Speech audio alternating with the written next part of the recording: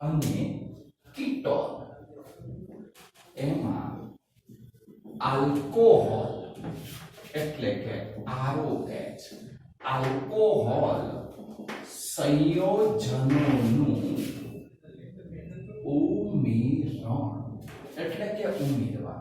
ટૂંકમાં આલ્ડીહાઇડ અને કીટોનની આલ્કોહોલ સાથે પ્રક્રિયા. હવે આ પહેલા અહીંયા પણ સામાન્ય સૂત્ર કે આલ્ડીહાઇડ હોય કે કીટોન હોય, બંનેમાં કાર્બોનિલ સમૂહ એ બંનેની આલ્કોહોલ સાથેની પ્રક્રિયા. આલ્કોહોલ સામાન્ય સૂત્ર ROH. હવે બને છે એવું કે આ બંને વચ્ચેની જે પ્રક્રિયા છે એ શુષ્ક HCl એની હાજરીમાં શક્ય બને છે. આ વસ્તુ ખાસ યાદ રાખવાની. આપણી HCl ની પ્રક્રિયા બેઝની હાજરીમાં થાય, જ્યારે આલ્ડીહાઇડ કે કીટોનની આલ્કોહોલ સાથેની જે પ્રક્રિયા છે એ શુષ્ક HCl એટલે કે HCl ગેસ એની હાજરીમાં શક્ય બને. અહીંયા બધી જ પ્રક્રિયાઓ સામાન્ય સૂત્રોમાં પ્રતિવર્તી પ્રકારની હોય છે. હવે સૌપ્રથમ આ બંનેનું જોડાણ થશે. અહીંયા પણ કાર્બોનિલ સમૂહ એની આલ્કોહોલ સાથેની આ પ્રક્રિયા થઈ. જોડાણમાં શું થવાનું? તો અહીંયા આગળ પણ એ જ પરિસ્થિતિ કે O ની સાથે R જોડાય, O ની સાથે R જોડાય, પાયબંધ તૂટે અને C ની સાથે OH. તો આપણે C સાથે O જોડવો પડે, O સાથે R જોડવું પડે. તો અહીંયા આગળ આ O ની સાથે તમે R જોડ્યો, પાયબંધ તૂટ્યો અને C ની સાથે તમે OH જોડ્યો. હવે આ જે નિપજ મળી એ નિપજ કેવી છે જુઓ. તો કાર્બોનિલની આલ્કોહોલ સાથે પ્રક્રિયા કરી. આ એક સમૂહ કયો મળ્યો? OR. O ની બંને બાજુ કાર્બન અને ઈથર સમૂહ કહેવાય. બીજો શું મળ્યો? આલ્કોહોલ મળ્યો. તો આ જે તમને મધ્યસ્થ નિપજ મળી છે, આ મધ્યસ્થ નિપજને ઈથર સમૂહ છે OR, આલ્કેન વત્તા ઓક્સી એટલે આને કહેવાય આલ્કોક્સી, આને કહેવાય આલ્કોહોલ. તો આ મધ્યસ્થ નિપજ મળી એ આલ્કોક્સી આલ્કોહોલ પ્રાપ્ત થયો. આલ્કોક્સી આલ્કોહોલ જેને બીજું નામ એને હેમી એસિટાલ તરીકે ઓળખી શકાય. હેમી એટલે અડધું હોય ને, તો આમાં મેઇન તો ઈથર સમૂહ આપણે આવશે. એક ઈથર મળ્યો, અડધું બંધારણ મળ્યું છે અને અડધું બંધારણ મળ્યું એટલે આને અડધાને કહેવાય હેમી એસિટાલ. કેવી ટાલ? અડધી. તો આને હેમી એસિટાલ તરીકે તમે ઓળખી શકો. હવે પહેલા કેવું હોય છે કે આલ્ડીહાઇડ કે કીટોન અને આલ્કોહોલ એનો તમે સરખો જથ્થો લીધો હશે. 1 મોલ આલ્ડીહાઇડ 1 મોલ આલ્કોહોલ શુષ્ક HCl ની હાજરી એમાં બંને મિશ્ર કર્યા, તમને હેમી એસિટાલ પ્રાપ્ત થઈ શકે. હવે એ જે હેમી એસિટાલ મળ્યું એમાં ફરીથી તમે વધુ પ્રમાણમાં આલ્કોહોલ ઉમેરો, શુષ્ક HCl ની હાજરી. હવે વધુ પ્રમાણમાં તમે આલ્કોહોલ ઉમેરશો એટલે હવે અહીંયા આગળ આ બંને વચ્ચે પ્રક્રિયા થાય અને H2O જતું રહેશે. H2O ગયું તો R અહીંયા આગળ તમે જોડી દો તો આપણને આ જે નિપજ મળી એ નિપજમાં ઉપર પણ OH ના બદલે OR થઈ ગયું. નીચે તો OR હતું જ. અહીંયા બે આલ્કોક્સી સમૂહ મળ્યા. બે આલ્કોક્સી સમૂહ આને ડાય આલ્કોક્સી તરીકે ઓળખી શકાય. બંને ઈથર આયા, પૂર્ણ નિપજ મળી, અડધાને હેમી કહેવાય તો પૂર્ણ નિપજ મળે એને જેમ કહેવાય. આ હેમી એસિટાલ, તો આને જેમ એસિટાલ તરીકે તમે ઓળખી શકો. આ સામાન્ય સૂત્ર થઈ ગયું કે જેની અંદર આ રીતની પ્રક્રિયા આપી, આ પ્રક્રિયા પુરોગામીય થાય, પ્રતિગામી થાય તો મૂળ આલ્ડીહાઇડ કીટોન તમને પાછા મળી શકે છે. પણ પહેલા આટલો પોઈન્ટ થયો કે સૌપ્રથમ આલ્ડીહાઇડ કે કીટોન એની તમે શુષ્ક HCl ની હાજરીમાં આલ્કોહોલ સાથે પ્રક્રિયા કરી, તમને આલ્કોક્સી આલ્કોહોલ હેમી એસિટાલ મળ્યો. એની અંદર વધુ પ્રમાણમાં ફરી આલ્કોહોલ ઉમેર્યો, H2O ગયું, તમને એમાંથી ડાય આલ્કોક્સી એટલે જેમ એસિટાલ પ્રાપ્ત થઈ શકે છે. હવે પેલા બુકમાં થોડું ભાષાકીય છે એ નજર નાખો, પછી હું તમને ઉદાહરણ આપું. તો જુઓ, આલ્કોહોલનું ઉમેરણ, આલ્ડીહાઇડ સંયોજનો, આપણે ભાષાકીય પછી લખીએ કે મોનોહાઇડ્રિક આલ્કોહોલ, જેમાં એક OH હોય ને એવા આલ્કોહોલ એને મોનોહાઇડ્રિક આલ્કોહોલ કહેવાય. તો એ પણ સાથે તમને કહી દઉં પહેલા કે આલ્ડીહાઇડ સંયોજનો છે એ આલ્ડીહાઇડ સંયોજનો મોનોહાઇડ્રિક આલ્કોહોલ હોય કે ડાયહાઇડ્રિક આલ્કોહોલ હોય.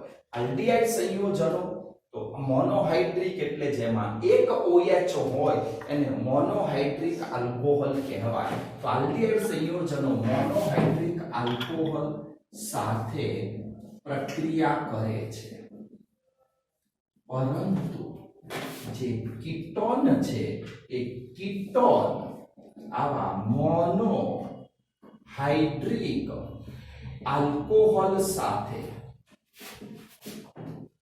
પ્રક્રિયા કરતું નથી. તો અહીંયા કે આલ્ડીહાઇડ સંયોજનો મોનોહાઇડ્રિક આલ્કોહોલ સાથે પ્રક્રિયા કરે, ડાયહાઇડ્રિક આલ્કોહોલ સાથે પણ પ્રક્રિયા કરે. આપણને થાય કે બે વખત આલ્કોહોલ તમે લો છો, બે વાર આલ્કોહોલ લેવાનું સરવાળે તો શું જાય? તો કે H2O જાય. તો તમે બે OH વાળો ડાયહાઇડ્રિક આલ્કોહોલ ઇથિલિન ગ્લાયકોલ પણ લઈ શકો, પણ આલ્ડીહાઇડ સંયોજનો મોનોહાઇડ્રિક આલ્કોહોલ સાથે પ્રક્રિયા કરે, કીટોન મોનોહાઇડ્રિક આલ્કોહોલ સાથે પ્રક્રિયા કરતું નથી. તો ઉદાહરણ લઈએ, એસિટાલ્ડીહાઇડ વત્તા આલ્કોહોલ, ઇથેનોલ, આ બંને વચ્ચેની પ્રક્રિયા HCl ગેસ, શુષ્ક HCl ની હાજરીમાં થાય. જોડાણમાં તો આપણે એ જ કરવાનું, પણ હવે જોડાણ કેવું છે? અત્યાર સુધી આપણે C સાથે C જોડ્યું, હવે આટલો ઇથાઇલ સમૂહ છે એ O સાથે જોડાય, પાઈબંધ તૂટે અને આના C ની સાથે OH જોડવો પડશે. તો મધ્યસ્થ નિપજમાં CH3C આ મૂક્યો H, અહીંયા આગળ O ની સાથે ઇથાઇલ સમૂહ જોડાયો એટલે O સાથે પહેલા CH2 પછી CH3, અહીંયાથી પાઈબંધ તૂટ્યો, C ની સાથે શું આપ્યો? OH આપી દીધો. આ રીતની તમને મધ્યસ્થ નિપજ જેમાં એક આલ્કોહોલ બીજો ઇથર અને આલ્કોક્સી આલ્કોહોલ તરીકે ઓળખી શકાય. આલ્કોક્સી આલ્કોહોલ આનું નામ શું થઈ શકે? હેમી એસિટાલ તરીકે ઓળખી શકાય. હેમી એસિટાલ તમને પ્રાપ્ત થયો. હવે આનું બીજા તબક્કામાં ફરીથી વધુ પ્રમાણમાં ઇથેનોલ ઉમેરો. જે આલ્કોહોલ લીધો છે એનો એ જ તમે ફરીથી ઉમેરી દો. CH3 CH2OH HCl ગેસની હાજરી. તો હવે દૂર શું થાય? તો અહીંયા આગળથી H ગયો, અહીંયાથી OH ગયો, H2O દૂર થયું, H2O ગયો તો આ ઇથાઇલ સમૂહ છે એ અહીંયા જોડી દેશો તો CH3CH, આ CH ની સાથે બે ઇથર સમૂહ આવી ગયા, OCH2CH3, H2O ગયું, આ પણ O ની સાથે CH2CH3 આવી ગયું, આને હેમી એસિટાલ કહેવાય તો આને જેમ એસિટાલ તરીકે ઓળખી શકાય છે. તો હેમી એસિટાલ જેમ એસિટાલ પ્રાપ્ત થઈ શકે છે. તમે બે મોલ ઇથેનોલ ભેગા લઈને H2O કાઢો તો પણ ચાલી શકે. હવે આલ્ડીહાઇડ પછી કીટોન. કીટોન એક OH વાળા મોનોહાઇડ્રિક આલ્કોહોલ સાથે પ્રક્રિયા કરતું નથી. તો કીટોનની પ્રક્રિયા તમારે ડાયહાઇડ્રિક આલ્કોહોલ સાથે કરવી પડે. તો કીટોન એટલે CH3CO CH3 અને એસિટોન તરીકે ઓળખી શકાય. ડાયહાઇડ્રિક આલ્કોહોલ એટલે બે OH વાળો આલ્કોહોલ OH CH2OH. આ બે OH વાળો આલ્કોહોલ આને ઇથિલિન ગ્લાયકોલ ઇથેન 1,2 ડાયોલ તરીકે ઓળખી શકાય. આ બંને વચ્ચેની પ્રક્રિયા શુષ્ક HCl ની હાજરી. હવે થાય શું તો કે સરવાળે તો H2O જ દૂર થઈ શકે. તો જુઓ H2O કઈ રીતે કાઢશો કે એકમાંથી આ બે OH છે, એકમાંથી H કાઢો, બીજામાંથી OH કાઢો.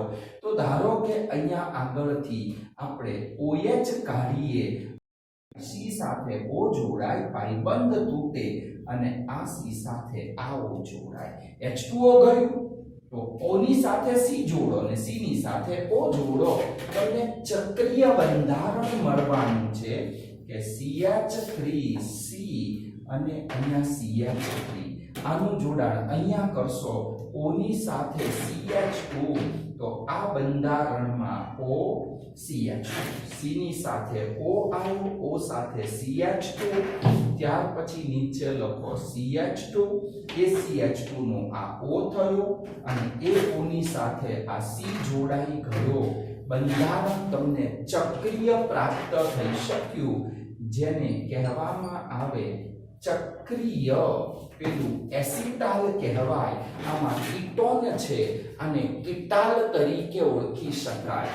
જેમાં તમે ઇથિલિન ગ્લાયકોલ જોડ્યું એટલે ચક્રીય ઇથિલિન ગ્લાયકોલ ધરાવતું કીટોનમાંથી કીટાલ પ્રાપ્ત થઈ શકે છે.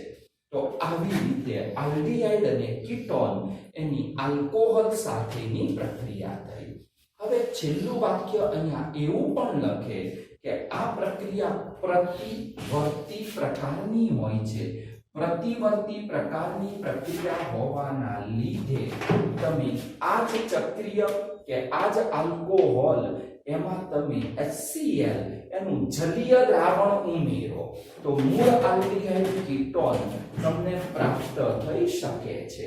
તો ઉલ્લેખ કરવામાં આવે છે કે આ જે નિપજ પ્રાપ્ત થઈ છે, તો આ જે નિપજ મળી, આ નિપજ જે એસિટાલ કે કીટાલ પ્રાપ્ત થઈ છે, એ એસિટાલ કે કીટાલમાં હવે જુઓ પુરોગામીમાં શું છે, HCl ગેસ H2O દૂર થઈ, પણ પ્રતિગામી કરવા જશો તો એ HCl પાણીમાં દ્રાવ્ય થાય. પુરોગામીમાં HCl ગેસ હતો તો હવે ગેસમાંથી જલીય એસિડ લેવો પડે અને જલીય એસિડ ઉમેરતા તમને મૂળ આલ્ડીહાઇડ અને જે કીટોન છે એ કીટોન પ્રાપ્ત થાય છે. ખાલી ઉદાહરણ લખવું હોય તો એક ઉદાહરણ આપી દો, ચાલી જાય. જેમ કે આ ચક્રીય કીટાલ હું લખું છું કે જેમ કે CH3CCH3, અહીંયા O CH2 અને O. આ ચક્રીય કીટાલ છે. એક ચક્રીય કીટાલ એમાં શું ઉમેરશો તમે, H2O. પુરોગામીમાં H2O દૂર થાય તો પ્રતિગામી કરો એટલે માઇનસ ના બદલે પ્લસ H2O. પાણી ઉમેર્યું એટલે HCl ગેસના બદલે એક્વિયસ છે એ બની જાય એટલે ગેસના બદલે જલીય HCl. હવે શું કરવાનું તો કે જોડાણ જે દૂર કર્યું એવી રીતે જોડાણ કરો. એક બંધ અહીંયાથી તૂટે, બીજો બંધ અહીંયાથી. ઓક્સી group minus carbon group plus, minus સાથે પાણીનો H+ જોડાય અને જો અહીંયા પ્લસ છે ત્યાં પાણીનો OH માઇનસ જોડાય એટલે CH2OH તમને ઇથિલિન ગ્લાયકોલ છે. એ ઇથિલિન ગ્લાયકોલ મળી ગયું કે અહીંયાથી એક CO વચ્ચેથી બંધ તૂટે, બીજો CH2 ને O વચ્ચેથી બંધ CH2OH બંધ CH2OH. અહીંયાથી આ બે બંધ તૂટ્યા, બે ઇલેક્ટ્રોન મુક્ત, બંને વચ્ચે ડબલ બંધ આવી જાય એટલે CH3CO CH3 તમને હતું એનું એ જ એસીટોન છે એ પુનઃ પ્રાપ્ત થઈ શકે. એવી જ રીતે આ પ્રક્રિયા પણ શક્ય બને. એક અહીંયા વચ્ચેથી આ CO બંધ તોડવાનું અને બીજો અહીંયાથી બંધ, એક અહીંયાથી ને એક અહીંયાથી બંધ તોડી પાણી સાથે જોડી દો તો અહીંયા પણ તમને આ જ આલ્ડીહાઇડ પુનઃ પ્રાપ્ત થઈ શકે છે. એટલે કે ટૂંકમાં આ પ્રક્રિયા કેવી હોય? પ્રતિવર્તી. નિપજમાંથી મૂળ આલ્ડીહાઇડ કીટોન તમને પુનઃ પ્રાપ્ત થઈ શકે છે. તો આવી રીતે આલ્ડીહાઇડ કીટોનમાં આલ્કોહોલનું ઉમેરણ થયું. ભાષાકીય ચેક કરો કે આલ્ડીહાઇડ સંયોજનો મોનોહાઇડ્રિક આલ્કોહોલ એના એક સમતુલ્ય જથ્થો એટલે બંનેનો પહેલા સરખે સરખો જથ્થો લેશો એ ઉમેરો છો શુષ્ક HCl એની હાજરીમાં તો આલ્કોક્સી આલ્કોહોલ તમને મધ્યસ્થ નિપજ મળી આલ્કોક્સી આલ્કોહોલ મળે છે જેને હેમીએસિટાલ સંયોજન કહેવાય. હવે પ્રક્રિયામાં દર્શાવ્યા મુજબ ફરીથી વધુ પ્રમાણમાં આલ્કોહોલ ઉમેરો તો એમાંથી પૂર્ણ એટલે જેમ અહીંયા ડાયઆલ્કોક્સી એટલે જેમ એસિટાલ તરીકે ઓળખી શકાય છે. એટલે જેમ ડાયઆલ્કોક્સી છે તો બુકવાળો અહીંયા જેમ લખે છે તો જેમ ડાયઆલ્કોક્સી એને શું કહેવાય? એસિટાલ. પેલું હેમી એસિટાલ તો આમ તો ખરેખર અને જેમ એસિટાલ પણ અથવા તો એસિટાલ તરીકે તમે ઓળખી શકો. હવે કીટોન સંયોજનો આ જ પ્રક્રિયા પરિસ્થિતિમાં ઇથિલિન ગ્લાયકોલ એની સાથે પ્રક્રિયા કરીને ચક્રીય નિપજ બનાવે છે જેને ઇથિલિન ગ્લાયકોલ કીટાલ તરીકે તમે ઓળખી શકો. આમાં શુષ્ક HCl ઉમેર્યો કેમ તો કે એનો H+ પ્રોટોન મુક્ત થાય. એ કાર્બોનિલના ઓક્સિજન એની સાથે પ્રોટોન H જોડાય અને પ્રોટોનીકૃત કરે અને એની ઇલેક્ટ્રોન અનુરાગિતામાં વધારો કરે છે. હવે આની વાત કે ઇથિલિન ગ્લાયકોલ છે એના ઉપર કેન્દ્રાનુરાગીનો પ્રક્રિયકનો હુમલો પણ કેવો બનાવે? સરળ. કે H+ છે H+O સાથે જોડાય, કેન્દ્રાનુરાગી પ્રક્રિયા સરળ બનાવે. આની ઉપરનો હુમલો પણ એ સરળ બને. બે નિપજ મળી એસિટાલ અને કીટાલ જેની જલીય ખનિજ એસિડ તો એસિટાલ હોય કે કીટાલ એની જલીય ખનિજ એસિડ એટલે કે HCl છે લિક્વિડ લેવાનું પ્રતિગામી પ્રક્રિયા માટે અને એ જળ વિભાજન કરતા અનુવર્તી આલ્ડીહાઇડ હોય કે કીટોન એ બંને સંયોજનો તમને પુનઃ પાછા પ્રાપ્ત થઈ શકે. એટલે પ્રક્રિયા પ્રતિવર્તી હોવાથી પુનઃ નિપજ પણ મળી જશે. એટલે બુકવાળા એટલા સામાન્ય સૂત્રો લખી આપણને ઉદાહરણ સહિત ક્લિયર હોવું જોઈએ. તો આની સાથે આ ટોપિક પૂર્ણ થયો. તો આજની 4 પ્રક્રિયાઓ પૂરી થઈ ગઈ. એક પહેલા HCl સાથેની યોગશીલ પ્રક્રિયા, બીજી NaHSO3 સાથે HCl સાથેની જે પ્રક્રિયા કરી કાર્બન વધે ને એસિડ તો HCl સાથે આલ્ડીહાઇડ કીટોનની યોગશીલ, બીજી પ્રક્રિયા NaHSO3 એટલે કે આલ્ડીહાઇડ કીટોનની શુદ્ધિકરણ પ્રક્રિયા, ત્રીજી પ્રક્રિયા ગ્રિગ્નાર્ડ પ્રક્રિયક સાથે. ગ્રિગ્નાર્ડ પ્રક્રિયક એટલે આલ્ડીહાઇડ કીટોન એમાં કાર્બન વધે ને આલ્કોહોલ મળે. ત્રીજી પ્રક્રિયા આલ્કોહોલ તો આલ્ડીહાઇડ અને કીટોનમાંથી તમારે એસિટાલ અને કીટાલ મેળવવા માટે આલ્કોહોલ સાથેની આ પ્રક્રિયા. એટલે આજે આટલા 4 ટોપિક પૂર્ણ કરો છો. ઓકે, એટલે 4 પ્રક્રિયાઓ